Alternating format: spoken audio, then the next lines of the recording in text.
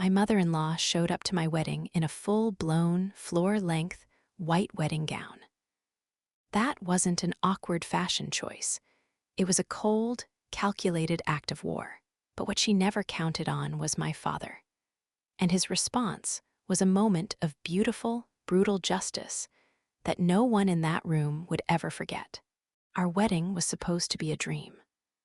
My fiancé, David, and I had spent over a year and nearly all of our savings planning the perfect day. We found a breathtaking winery in Napa Valley, a place with old stone buildings and rows of grapevines stretching out toward the California hills. We envisioned everything.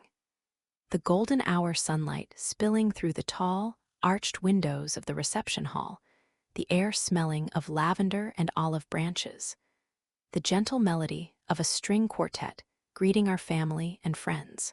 Every single detail, from the hand-painted watercolor place cards to the selection of local wines, was a piece of us.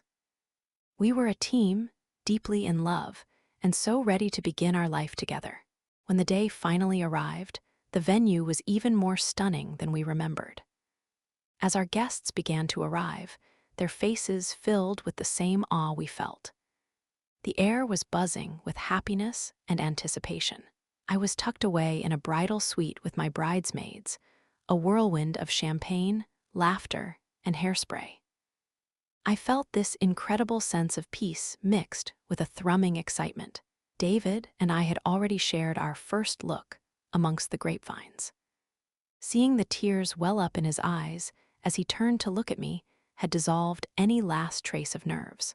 He looked impossibly handsome in his charcoal gray suit, and the way he smiled at me was the only thing I needed to see. It was all perfect, but I've learned that perfection is a delicate, fragile thing. And my mother-in-law, Catherine, has always been the type of person who enjoys the sound of things breaking. From the very first day David brought me home to meet his parents, she had draped her disapproval of me over our relationship like a funeral shroud. It was never a direct confrontation, always something more subtle, more poisonous. I wasn't from their world of old money and country clubs. My career as a children's book illustrator was, in her own words, a charming little hobby. When David proposed, she'd examined the beautiful antique ring on my finger and remarked to a cousin, loud enough for me to hear, that it was certainly more understated than one might have expected for David. Every comment was a tiny, precise incision meant to bleed my confidence, to position me as an outsider who had somehow tricked her precious son. I had always tried to ignore it, to be kind and patient, believing that the strength of my love for David would eventually prove me worthy in her eyes. I had secretly hoped our wedding would be the day she finally let go and welcomed me into the family. I was so incredibly naive. As the ceremony was about to start, I stood with my father just outside the main hall, hidden from view. The string quartet began to play the processional, a beautiful, soaring piece of music we had chosen together. The huge wooden doors started to swing open. My heart felt like it was going to beat right out of my chest. This was it. This was the moment. But then the music seemed to stutter, just for a second. A strange ripple, a wave of audible gasps and murmurs spread through our guests. My dad's grip on my arm tightened. "What is happening?" I whispered, trying to crane my neck to see what was going on. And then I saw her, Catherine. She had positioned herself right at the entrance, as if she were the one welcoming people. But it was what she was wearing that made the air leave my lungs in a painful rush. It wasn't just a white dress. It was a wedding dress. A spectacular, ostentatious ivory lace gown with a corseted bodice, a cascade of shimmering pearls down the front, and a dramatic, sweeping train that pooled on the stone floor behind her. As if that wasn't horrifying enough, a small, birdcage veil was pinned perfectly into her professionally styled hair. She had made herself a bride. She had intentionally and maliciously come to my wedding dressed as a bride. A wave of nausea and cold dread washed over me. I felt my vision narrow, the shocked faces of our friends and family blurring into a confusing kaleidoscope. This was no accident. This was not some bizarre misunderstanding of the dress code. This was a hostile takeover. She was planting a flag, declaring to everyone in that room that she was the main character in her son's life, and I was merely a guest star. I locked eyes with David, who was standing at the altar. His face, which had been so full of love and happiness just minutes before, was now a pale mask of utter horror and disbelief. He was staring at his mother, his jaw clenched so tight I could see the muscle twitching from across the room. And Catherine, she met his furious gaze with a serene, almost blissful smile. It was a chilling display of pure audacity, a silent boast in the face of the chaos she had single-handedly created. The whispers in the crowd grew louder, a mix of outrage on my behalf and second-hand embarrassment for her. I could feel hundreds of eyes shifting between her and me, waiting to see what I would do. I was completely frozen, the star of a nightmare I had unknowingly written. A bolt of pure, white-hot rage shot through me, so intense it nearly made me choke. But before I could do anything, before I could let a single tear of frustration fall, before I could let out the scream that was building in my throat, my father moved. He had been this quiet, steady rock beside me. Now, he gently removed his arm from mine and took one deliberate step forward, positioning himself just in front of me, like a shield. The room, which had been buzzing with shocked gossip, fell completely and instantly silent. My father is not a loud man. He's a retired architect, a man who chooses his words with the same precision he used to design buildings. He doesn't command a room with volume. He commands it with a quiet, unshakable sense of dignity. And when he speaks, people listen. He set his eyes on Catherine. It was a long, steady, and unblinking look that seemed to pull all the oxygen out of the air. His face was a perfect blank slate, which was somehow more intimidating than any expression of anger could ever be. The silence stretched on for a lifetime. Then, in a voice that was perfectly calm, perfectly polite, but carried to every corner of that hall, he spoke. "Pardon me," he said, his tone one of genuine, polite confusion. "It seems I've made a mistake. I was under the impression we were all gathered here today for just one wedding. Could someone please point me in the direction of the other groom?" A collective gasp swept through the guests, followed immediately by a wave of nervous, suppressed laughter. It was a masterstroke, a perfectly aimed verbal cannonball that hit its target dead center. Catherine's smug, serene smile evaporated from her face. A blotchy, angry red rash crept up her neck and engulfed her cheeks. For the very first time, she looked utterly lost, her eyes darting around the room, desperately seeking an ally in an audience that had clearly turned against her. But my dad wasn't done. He let the impact of his first question hang in the air for another heavy moment before he delivered the final, devastating blow. "Oh, but that's right," he continued, his voice still smooth as glass. "This isn't your day, is it, Catherine? You already had your wedding. That was a long time ago. Today belongs to my daughter. My daughter is the bride. And if you are not here to celebrate her and to support her, then I suggest you leave. The choice is entirely yours." Each word was a nail in the coffin of her theatrical performance. He hadn't raised his voice. He hadn't insulted her. He had simply and calmly stated the facts, exposing her narcissistic power play for exactly what it was, a sad, pathetic, and desperate cry for attention. Catherine's eyes filled with tears, not of remorse, but of pure, undiluted humiliation. She looked desperately toward her husband, my father-in-law, who was sitting in the front row with his head in his hands, the very picture of shame.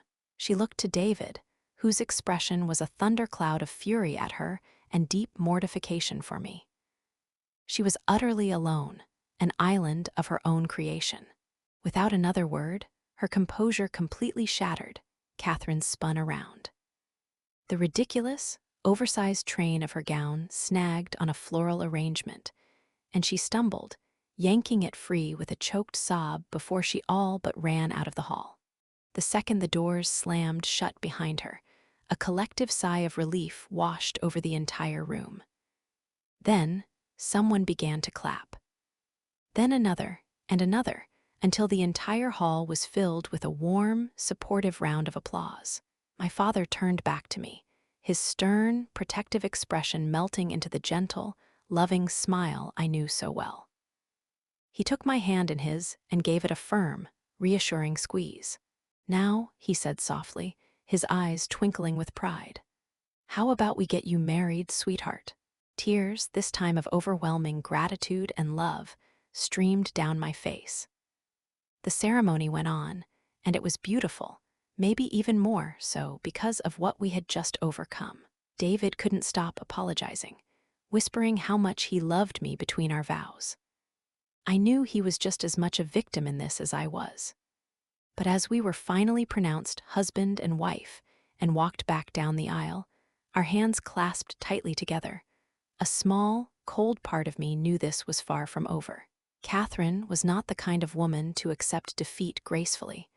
She had been publicly shamed in front of everyone who mattered to her. And a woman like that would not let it go. She would be back.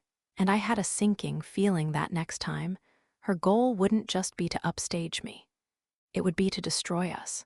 After Catherine's spectacular exit, a fragile kind of peace settled over our wedding day.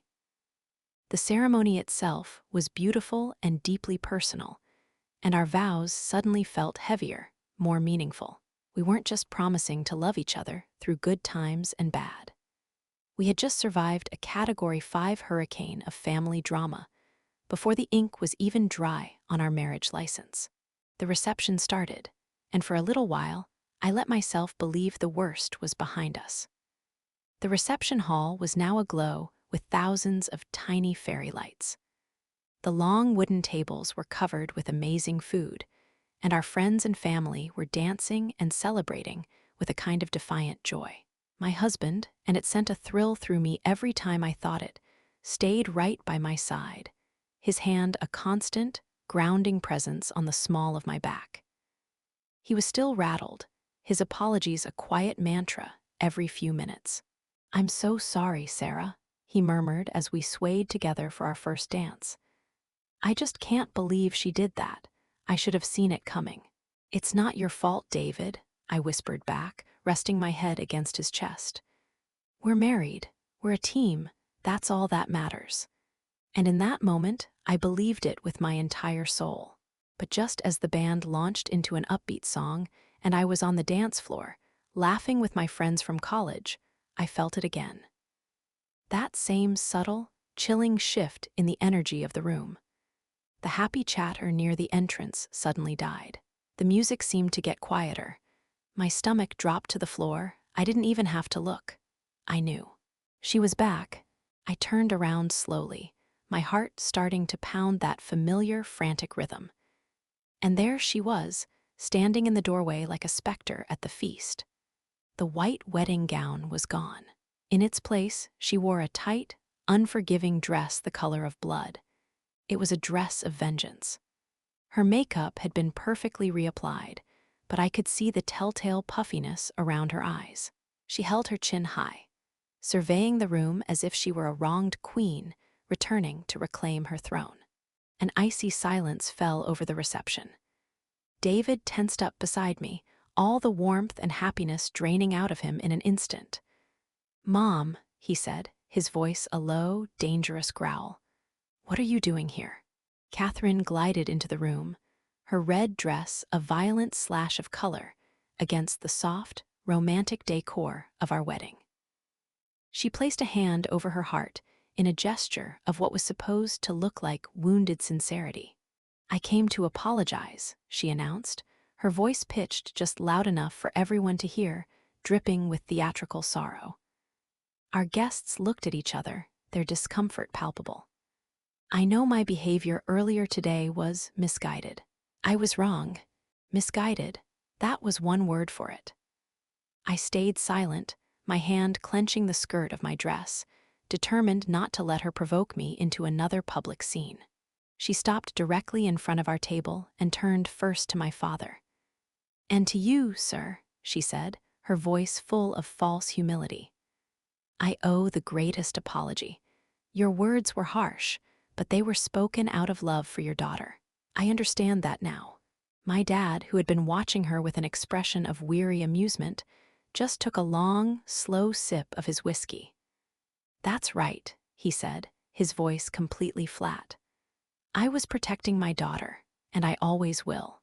Her tight smile flickered for a brief second before she turned her full attention to me. "And Sarah," she began, her eyes softening in a practiced performance of remorse. "My dear, I am so sorry. Wearing that dress was a terrible mistake. I was just overcome with emotion. For one foolish, fleeting moment, a part of me wanted to believe her. Maybe the public humiliation had actually taught her a lesson. Maybe this was a genuine attempt at peace. "Thank you, Catherine," I said, my voice tight but polite. "I appreciate the apology. Let's just try to enjoy the rest of the night." I thought that would be it. She made her show of contrition, and we could all move on. But Catherine hadn't returned for forgiveness. She had returned for the last word. Just as I started to turn back to my friends, she added, her voice dropping to a tone of tragic confidence. "Of course, a mother's heart is such a fragile thing. It's just so terribly difficult to stand by and watch your only son, the brilliant boy you raised, make the biggest mistake of his life." The music didn't actually stop, but it felt like it did. The air in the room grew thick and heavy, charged with disbelief.